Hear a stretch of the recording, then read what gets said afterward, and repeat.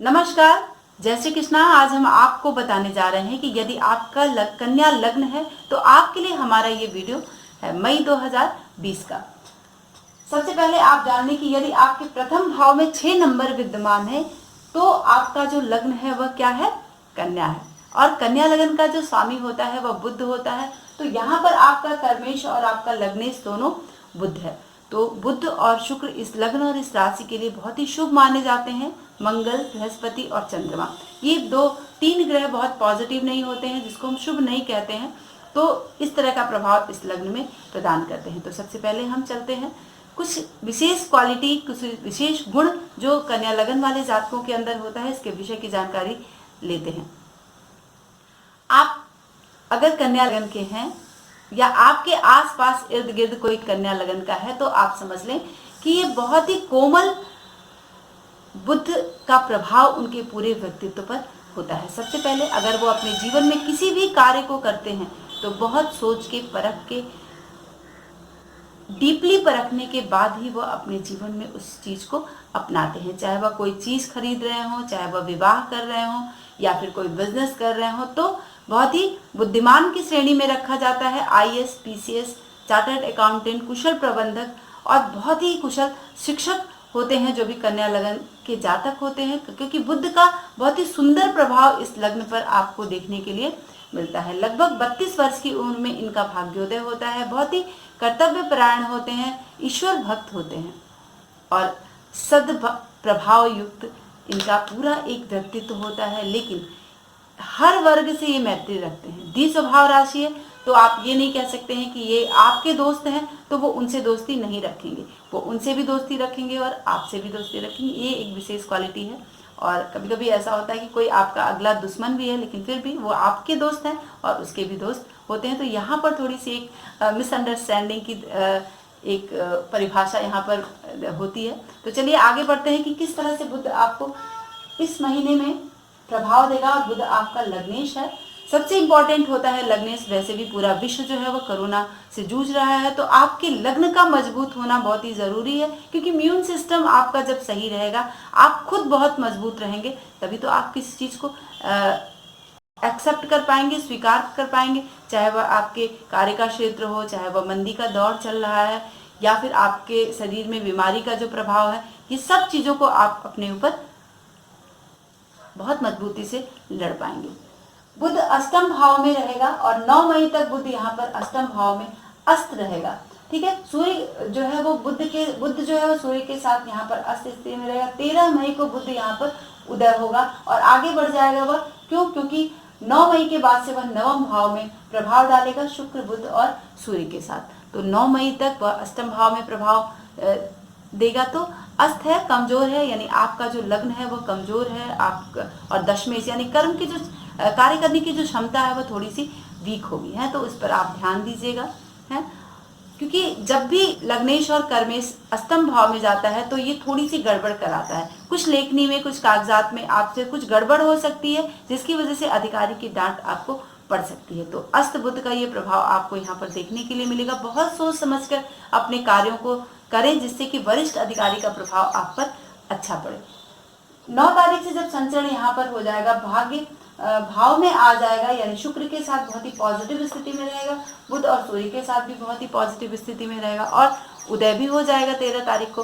तो नवम भाव में वह आप अगर कोई किताब लिख के रखे हैं तो उसका प्रकाशन जल्दी से जल्दी आप करा लीजिए, यानी बहुत रेडी टू मूव आपका किताब बिक्री के लिए तैयार हुआ है। ये बहुत ही अच्छा समय है, तो इसका आप लाभ उठाएं और कोई भी जो व्यवसाय है बहुत ही अच्छे तरीके से आपका चलेगा। अगर आप शेयर में पैसा लगाना चाहते हैं, कन्या लगन के जातक हैं, तो आप लगा सकते हैं। ठीक है, उससे आपको लाभ मिलेगा, पैसे की कोई किल्लत नहीं होगी, पैसा प्रॉपर आपके हाथ में आएगा। आपका बिजनेस जो है बहुत ही अच्छा रहेगा। सबके लिए मंदी का दौर है, लेकिन 9 तारीख के बाद से काफी अच्छा बिजनेस का प्रभाव आपको देखने के लिए यहाँ पर मिलेगा। अब चलते हैं कि आपके द्वितीय भाव का स्वामी जो शुक्र है वह किस तरह से आपको प्रभाव डालेगा। शुक्र की स्थिति आप देखें यहाँ पर पूरे महीने में यहाँ पर वृष राशि में रहने वाला है और वह 31 मई को अस्त हो जाएगा और शुक्र आपका भाग्येश है, भाग्य स्थान में दसम भाव में आपके विद्यमान, नवम भाव में शुक्र की स्थिति आपके बर्थ चार्ट में है। यह गोचर जो इसका होता है, जो भी नवम भाव में जब शुक्र का गोचर होता है तो बहुत ही नॉर्मल स्थिति होती है। क्यों? क्योंकि यह आपके द्वितीय भाव का स्वामी है और आपके भाग्य भाव का स्वामी। तो आपका भाग्येश जो है यह विशेष रूप से जो एक पॉजिटिव इफेक्ट देता है, जो कविता से रिलेटेड है, पोएम लिखते हैं या फिर कविताएं करते हैं या फिर जो बहुत ही प्रतिष्ठित कवि हैं या फिर जो स्टार्ट कर रहे हैं अपनी कविता को, उनके लिए बहुत ही प्रेरणा का समय ये है।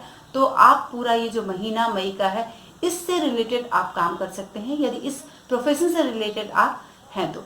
और शुक्र की स्थिति विद्यार्थियों के लिए भी काफी अच्छी, क्योंकि पंचम से पंचम भाव में यहाँ पर शुक्र बैठा है। तो शिक्षा के क्षेत्र में एक अजीब सा आपको एक जो अंदर से एक जगेगा कि कुछ लिखना है, तो लिखने वाली यानी लेखन की स्थिति बड़ी ही अच्छी यहाँ पर आपको शुभ बहुत मध्यम फल शुभदायी है, लेकिन फिर भी बहुत ही पॉजिटिव शुक्र यहाँ पर आपको प्रदान करेगा।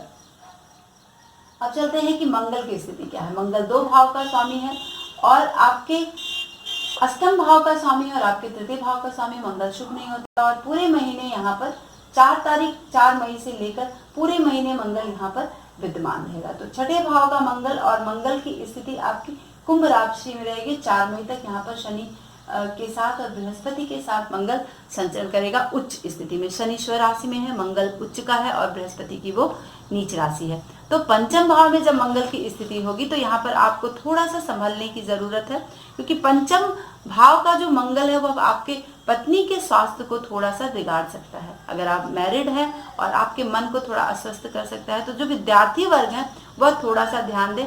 हर काम में आपको सफलता मिलती है छठे भाव के मंगल से, लेकिन परीक्षा में थोड़ा सा आपको असफलता वाले चांसेस यहाँ पर बन रहे हैं। व्यर्थ का आपको प्रवास करना पड़ सकता है, घर से दूर जाने की स्थिति यहाँ पर बन सकती है और आपके जो वरिष्ठ अधिकारी हैं उनसे भी आपके अनबन के योग यहाँ पर बन रहे हैं। विपरीत राजयोग यहाँ पर बन रहा है। आप देखें कि मंगल आपके अष्टम भाव का स्वामी और आकर छठे भाव में विद्यमान है। तो शेयर बाजार या फिर अगर आप पैसा लगाते हैं तो बहुत ध्यान से, बहुत प्रॉपर, अगर मेरा कहने का मतलब कि आप ना लगाएं, ठीक है। लेकिन आपको यहाँ पर देखिए, बुध आपको यहाँ पर शेयर बाजार में अच्छा लाभ दे रहा है, तो आप ट्राई कर सकते हैं, लेकिन 13 तारीख के बाद से। और अगर आपका आपके संतान पक्ष से थोड़ी सी उनके स्वास्थ्य खराब होने की वजह से थोड़ी सी आपको यहाँ पर दिक्कत हो सकती है। तरक्की में थोड़ी सी रुकावट आ सकती है, क्योंकि मंगल शुभ नहीं है आपके बर्थ चार्ट के लिए, ठीक है। और आमदनी बहुत ज्यादा नहीं होगी, लेकिन खर्चा बढ़ चढ़ कर होगा। अब चलते हैं कि बृहस्पति की स्थिति क्या है। बृहस्पति यानी बृहस्पति के घर में ही धनु राशि में केतु यहाँ पर आपको विद्यमान है। तो केतु की स्थिति, हमेशा इस बात को आप जान लें कि केतु जब भी चतुर्थ भाव में होता है तो वह आपको लोगों से वैर कराता है। तो जो आपके घर में बंधु बांधव, घर में हमेशा ये स्थिति बनेगी आपकी, जिससे कि आपका जो मेंटल लेवल है वह थोड़ा पीस में नहीं रहेगा। और बुध भी अस्त है 13 तारीख तक, तो यह लग्नेश भी, तो ये थोड़ी सी स्थिति आपकी इस तरह से बन सकती है। अनायास के किसी से भिड़ सकते हैं, झगड़े हो सकते हैं, तो इस तरह की स्थिति। और दशम भाव में राहु बैठकर भी आपका वैर करा रहा है। तो जो कन्या लगन वाले जातक हैं, थोड़ा अपने बहुत संतुलन बनाकर रखें कि राहु और केतु दोनों लोगों से वैर करा रहे हैं। दशम भाव में राहु है तो वो आपके प्रोफेशन में थोड़ा सा रुकावट डालेगा, और ये चतुर्थ भाव में तो वो घर में भी थोड़ा सा वैर वाली स्थिति बनाएगा। अब चलते हैं कि बृहस्पति पंचम भाव में है, ठीक है। अब बृहस्पति 14 मई को वो वक्री जब होगा और 13 सितंबर तक वक्री रहेगा, तो यहाँ पर आपके चतुर्थ भाव पर भी प्रभाव डालेगा। और अभी प्रेजेंट टाइम में 14 तारीख तक वह आपके पंचम भाव पर प्रभाव डाल रहा है बृहस्पति, और बृहस्पति आपके लग्न और राशि के लिए शुभ नहीं है। तो यहाँ पर थोड़ी सी शिक्षा को लेकर आपको बहुत ध्यान देने की जरूरत है। वैसे पंचम भाव में बैठकर शिक्षा पूर्ण करता है, लेकिन फिर भी बुध यहाँ पर पॉजिटिव देगा, शिक्षा को पूर्ण करेगा, शिक्षा से रिलेटेड, लेखनी से रिलेटेड काम ये आपको करवाएगा। लेकिन शुक्र बुध जो है चूंकि वक्री हो जाएगा, स्ट्रांग हो जाएगा, तो थोड़ा सा शिक्षा को लेकर आपको ध्यान देने की जरूरत है। संतान के प्रति थोड़ा सा ध्यान देने की जरूरत है। उनके प्रति बहुत प्यार वाली लविंग एक अफेयर जो है वो चीज आपको वहां पर देना है। नौकरी मिलने के चांसेस मिल रहे हैं, लेकिन फिर भी आपको ये जो समय चल रहा है इसके अनुसार आपको बेकार रहना ही पड़ेगा और घर में लॉकडाउन रहना ही पड़ेगा। तो ये स्थिति आपको कम वेतन देगी और उसी पर आपको संतोष करना पड़ेगा और मन में एक असंतोष वाली भावना यहाँ पर बृहस्पति क्रिएट कर रहा है। लेकिन बुध जो है वो 13 तारीख के बाद से आपको पॉजिटिव स्थिति में ले आएगा देखने के परिप्रेक्ष्य से, ठीक है। तो अब चलते हैं कि जब वह वक्री हो जाएगा 14 तारीख से तो वह चतुर्थ भाव के प्रभाव को डालेगा, तो क्या आपको प्रदान करेगा। तो स्थानांतरण आपका खराब जगह करवा सकता है जब बृहस्पति वक्री होगा, क्योंकि ये आपके दसम से दसम सप्तम भाव का भी स्वामी है और यहाँ पर चतुर्थ भाव का भी स्वामी बृहस्पति है। तो आपको कहीं इस तरह की स्थिति बन सकती है और वहां पर आपकी जो तरक्की है वह रुक जाएगी। वैसे भी आपकी तरक्की रुकी हुई है और कहीं कुछ ऐसा गड़बड़ ना हो जाए जिसकी वजह से आपको किसी की निंदा का पात्र बनना पड़ जाए। अगर कोई अदालती मामले आपके जीवन में चल रहे हैं तो वो आपके बारे में थोड़ा सा इस तरह की कंडीशन क्रिएट कर सकता है कि वो जो निर्णय है वो आपके विरोध में हो जाएगा। वैसे भी मई में इस तरह की कोई समस्या नहीं है क्योंकि मई आपके लिए बेटर है और लॉकडाउन की वजह से आपकी स्थिति बिल्कुल नॉर्मल बनी हुई है। तो आप इस तरह का कोई काम हाथ में ना लें जिससे कि कोई निर्णय आपके पक्ष में ना जाए, क्योंकि ये सप्तम भाव का भी स्वामी और चतुर्थ का स्वामी यहाँ पर वक्री हो जाएगा तो अदालती मामलों से रिलेटेड आपको दो चार करा सकता है और जिसको लेकर आपका मन जो है बहुत एक चिंता युक्त रहेगा। इस तरह की स्थिति आपकी बन सकती है और आपके माता का जो पक्ष है उससे आप ध्यान देना होगा क्योंकि बृहस्पति जब वक्री होगा तो चतुर्थ भाव के प्रभाव को भी यहाँ पर केतु के साथ यहाँ पर वो प्रभाव देगा। तो माता के स्वास्थ्य को लेकर आप सावधान रहें, प्रॉपर उनका चेकअप करा लें और विशेषकर आपको जो मेष लगन वाले जो लोग होते हैं, ठीक है, उनके लिए चतुर्थ भाव में जब बृहस्पति वक्री जब होगा तो वो आपको अचल संपत्ति आपकी थोड़ी सी डिस्टर्ब कर सकता है। ये बात मेष लगन वाले ध्यान दें। लेकिन पिता से रिलेटेड भी आपको यहाँ पर प्रॉब्लम हो सकती है, उनसे वियोग वाली स्थिति यहाँ पर चतुर्थ भाव में जब वक्री होगा 14 तारीख से बृहस्पति तो वो क्रिएट कर सकता है। तो यहाँ पर आप बहुत ध्यान दें क्योंकि बृहस्पति शुभ नहीं है, दो अशुभ भाव का स्वामी है, ठीक है। तो सप्तम जो है वो भी सेम, चतुर्थ से चतुर्थ भाव सप्तम है और बाधक भी होता है कन्या लगन वाले जातकों के लिए बृहस्पति। अब चलते हैं, देखते हैं कि शनि की स्थिति क्या है। शनि आपके चतुर्थ भाव का स्वामी है और आपके छठे भाव का स्वामी है। शनि यहाँ पर 11 मई तक पंचम भाव में प्रभाव देगा और 11 मई के बाद वह वक्री हो जाएगा। तो जब पंचम भाव में आपका शनि प्रभाव देगा तो शनि शुभ है आपके लग्न और राशि के लिए, सामान्य है, बहुत शुभ नहीं है। सबसे ज्यादा शुभ बुध और शुक्र है आपके लग्न और आपके राशि के लिए। तो शनि की स्थिति नॉर्मल है तो आपकी जो शिक्षा है वो पूरी करा देगा। पंचम भाव में 11 तारीख तक आपकी शिक्षा बिल्कुल से पूरी हो जाएगी। जो डिस्टर्ब यहाँ पर बृहस्पति कर रहे हैं उसमें आपको बुध और शनि यहाँ पर पॉजिटिव दे रहे हैं, ठीक है। अगर बच्चे के संबंधित कोई बात है तो हो सकता है कन्या संतान आपको हो जाए, ठीक है, काम सफल हो जाएंगे। ये आपका अधिकार, किसी चीज का अधिकार मिल सकता है। वैसे भी 26 अक्टूबर 2017 से कन्या लगन वाले जो भी जातक हैं काफी कुछ प्रॉब्लम क्रिएट उनके जीवन में हुआ है, लेकिन अभी शनि का ट्रांजिट पंचम भाव में है, तब भी आपको थोड़ा संभल के रहने की जरूरत है क्योंकि चतुर्थ और पंचम में शनि पॉजिटिव नहीं देता है। और जब हम विशेषकर साउथ के लोगों को, दक्षिण भारत में पंचम शनि जो है और चतुर्थ शनि विशेष शुभ माना नहीं जाता है।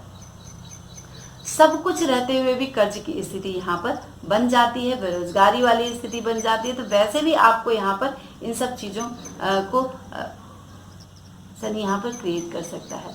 विदेश यात्रा हो सकती है, आप विदेश यात्रा कर सकते हैं। वैसे इस समय तो पूरे विश्व में आप विदेश यात्रा नहीं कर सकते हैं मई के महीने में, तो बहुत सावधानी रखें, ठीक है। अगर कोई जायदाद बहुत दिनों से उसकी चल रही थी, उसका मैटर चल रहा था, तो वो जायदाद आपको मिल सकती है। शनि यहाँ पर दिला सकता है या फिर आप बाय कर सकते हैं, खरीद सकते हैं। तो मुझे ये आसान नहीं लग रहा है क्योंकि मई में भी 3 मई तक तो अभी लॉकडाउन है, लेकिन अभी देखते हैं कि क्या स्थिति बनती है। तो एक नॉर्मल स्थिति यहाँ पर रहेगी। सट्टे और लॉटरी या इन सब चीज़ों में भी पैसा लगा सकते हैं। तो 2 ग्रह आपको यहाँ पर, मंगल यहाँ पर डिस्टर्ब कर रहा है, लेकिन बुध और 13 मई के बाद से बुध और शनि यहाँ पर आपको शेयर बाजार में, सट्टे में, लॉटरी में इस तरह की कि लाभ आपको दिला रहा है। वैसे भी बहुत डाउन शेयर चल रहा है, तो इस समय आप खरीद सकते हैं। ठीक है, अब चलते हैं कि अब सूर्य की स्थिति कन्या लगन वाले जातकों के लिए क्या देने वाली है। सबसे पहले आपको देखना होगा कि सूर्य क्या है इस लग्न के लिए। ये द्वादशेष है और शुभ नहीं होता है सूर्य। सबसे पहले इस बात को आप ध्यान रख लें मित्रों की, जब भी मैं आपको बताती हूँ तो शुभ और अशुभ की जांच जरूर कर लें, तब आप उस प्रोडिक्शन को करें। और सूर्य अष्टम भाव में बैठा है, यहाँ पे विपरीत राजयोग सूर्य यहाँ पर बना रहा है, बुध के साथ उच्च का होकर यहाँ पर विद्यमान है। 14 मई तक सूर्य यहाँ पर उच्च का होकर अष्टम भाव में विद्यमान होगा। तो ये शुभ हो या फिर अशुभ, लेकिन फिर भी अष्टम भाव में बैठकर यह आपके स्वास्थ्य को थोड़ा सा इफेक्ट कर सकता है। तो स्वास्थ्य के प्रति आपको यहाँ पर ध्यान देने की जरूरत है। और इसकी वजह से जो है आपको थोड़ा सा आपके लोगों से जो है बार बार वरिष्ठ जो आपके अधिकारी हैं या फिर जो घर में कोई वरिष्ठ है, ठीक है, तो उससे बार बार एक नाराजगी वाली स्थिति अष्टम भाव में बैठकर, भले उच्च का है यहाँ पर, लेकिन फिर भी इस तरह की कंडीशन क्रिएट करेगा, है ना। तो स्वास्थ्य को लेकर बहुत ज़्यादा ध्यान देने की ज़रूरत है आपको, जिसकी वजह से आपका जो एक मन है, और वो भी 13 तारीख तक ज़्यादा चांसेस बन रहे हैं। बुध भी कमजोर है, यहाँ पर अस्त है, तो ये स्थिति आपकी यहाँ पर बन रही है। जब सूर्य नवम भाव में संचरण करेगा, अब सूर्य द्वादशी से यहाँ पर विपरीत राजयोग बना रहा है, तो हो सकता है कि आपको विदेश यात्रा करनी पड़ जाए, लेकिन आपको आपके पुत्र या फिर भाई, इनके स्वास्थ्य में बिगड़ने की संभावना यहाँ पर बन रही है, और इसकी वजह से आपके खर्चे बढ़ सकते हैं और मन में एक असंतोष वाली, जिसको हम स्वस्थ मन नहीं कह रहे हैं, इस तरह की स्थिति सूर्य यहाँ पर क्रिएट कर सकता है। व्यवसाय अच्छा चलेगा, लेकिन हाथ में भी पैसा आएगा, लेकिन आपको थोड़ा सा आपके भाग्य से दो चार करना पड़ेगा, है ना। तो क्योंकि शुक्र की और सूर्य एक साथ यहाँ पर अच्छे नहीं माने जाते हैं, लेकिन शुक्र बहुत मजबूती से अपने नवम भाव में विद्यमान है। तो शुक्र यहाँ पर आपको कुछ जो जीवन है, जैसे आप किसी भी प्रोफेशन में है, लेकिन एक आपका कविता करने का मन होगा, कुछ अच्छा सा गाने का मन होगा, कुछ अच्छा सा अपनी लेखनी से क्रिएट करने का मन होगा। तो इस तरह की स्थिति कन्या लगन वाले जातकों के लिए विशेष तौर पर ये कंडीशन क्रिएट हो रही है। अब चलते हैं कि चंद्रमा क्या है। चंद्रमा चतुर्थ भाव में संचरण करेगा, और एकादश भाव में आपके चंद्रमा यहाँ पर जब मंथ का प्रवेश होगा, यानी 1 मई को 28, 27, 28 डिग्री वो बीत चुका है, तो 1 मई को यहाँ पर देखिए कि एकादश भाव में चंद्रमा संचरण करेगा 1 मई को। और एकादश भाव की स्थिति, आप चंद्रमा की स्थिति कोई विशेष बहुत आपको फल नहीं देगा, जो कुछ सामान्य स्थिति रहेगी। और कर्क राशि यानी अपनी राशि में एकादश भाव में यहाँ चंद्रमा विद्यमान होगा, शुभ नहीं है इस लगन के लिए। तो एक सामान्य सी स्थिति को आप देखें कि, और फिर जब वो द्वादश भाव में से क्रिएट करेगा, यानी 2 और 3 तारीख को चंद्रमा जब द्वादश भाव में संचरण करेगा, तो भी आप बहुत शुभ नहीं कह सकते हैं, क्योंकि चंद्रमा का विशेष जो फल है वहाँ पर विशेष कोई परिणाम यहाँ पर नहीं मिलता है। जब हम लग्न से देखते हैं जन्म कुंडली को, ठीक है, चंद्रमा से अगर हम देखते, चंद्र राशि से देखते तो कुछ प्रभाव था, लेकिन अब हम यहाँ पर लग्न से देख रहे हैं, तो लग्न से जो स्थिति बन रही है उसमें कोई विशेष लाभ आपको यहाँ पर प्रदान नहीं करेगा चंद्रमा। और द्वादश भाव में आपके मन को थोड़ा सा आपको अस्वस्थ कर सकता है, क्योंकि वो एकादशेष है, और चंद्रमा की स्थिति आप समझ सकते हैं कि द्वादश भाव में बैठकर वह काफी जो चंद्रमा की जो कलाएं होती हैं विशेष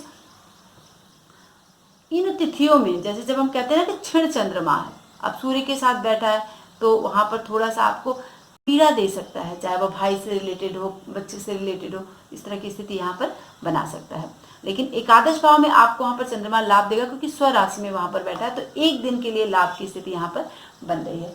फिर हम देखेंगे कि जब चंद्रमा 4 और 5 तारीख को आपके लग्न में आएगा, ठीक है, तो लग्न का चंद्रमा जो होता है वह आपको धन धान्य से परिपूर्ण करेगा और काफी अच्छी स्थिति क्रिएट करेगा यहाँ पर। तो ये स्थिति आपके लिए फेवरेबल है, और चंद्रमा आपके मन में अच्छे विचार आएंगे। चूंकि अब कन्या ये राशि उसके मित्र नहीं है, कन्या राशि जो है तो पैसे खर्च करवा देगा, मन में अस्वस्थता दे देगा, ठीक है, तो ये इस तरह की प्रॉब्लम आपको चंद्रमा यहाँ पर क्रिएट कर सकता है। अब सबसे ज्यादा आपके जो सवाल होते हैं कि चंद्रमा केतु और राहु के साथ किस तरह का फल प्रदान करेगा। चतुर्थ भाव में जब चंद्रमा के साथ यहाँ पर संचरण करेगा चंद्रमा, और वो दिन होगा कि 4, 5, 6, 7, 8, 9, 10 और 11 तारीख को आपको यहाँ पर आपके पेट में कुछ समस्या कर सकता है, क्योंकि केतु के साथ यहाँ पर संचरण होगा और राहु के साथ जब वो दसम भाव में होगा, यानी 7, 8, 9, 10, 11, 12, 13, 14, 15, 16, 17, 18, 19, 20, 19, 20 और 21 तारीख को जब चंद्रमा दसम भाव में होगा तो वो आपको थोड़ा सा यहाँ पर आपको राहु चूंकि मन को सबसे ज़्यादा डिस्टर्ब करता है और राहु दसम भाव में बैठकर चंद्रमा 2 दिन जो आपके बड़े संतोष वाले गुजरेंगे। ठीक है, ये आप नोट कर लीजिए, क्योंकि बहुत लोग इस पर कमेंट करते हैं, सवाल करते हैं कि राहु के साथ यहाँ पर तो ग्रहण दोष बनाएगा, लेकिन फिर भी जब वो संचरण से जाएगा तो सब कुछ होते हुए भी आपके जो मन में एक संतोष वाली स्थिति यहाँ पर क्रिएट करेगा। और चतुर्थ भाव में जब चंद्रमा जाएगा तो 2 दिन जो 9 और 10 तारीख आपका है, इसमें आपको लाभ वाली स्थिति चंद्रमा चतुर्थ भाव, क्योंकि अपना घर उसका धनु राशि में उच्च का हो जाता है और केतु भी उच्च का हो जाता है वहां पर, तो मन प्रसन्न रहेगा, काफी एंजॉयफुल स्थिति बनी रहेगी। तो यहाँ पर और लेकिन थोड़ा सा अपने स्वास्थ्य को लेकर ध्यान देने की जरूरत है। चलते हैं, मिलते हैं नेक्स्ट वीडियो में। और हाँ, प्लीज़ अगर हमारा ये वीडियो पसंद आता है तो कमेंट के माध्यम से मुझे ज़रूर बताएं। नमस्कार, जय श्री कृष्णा।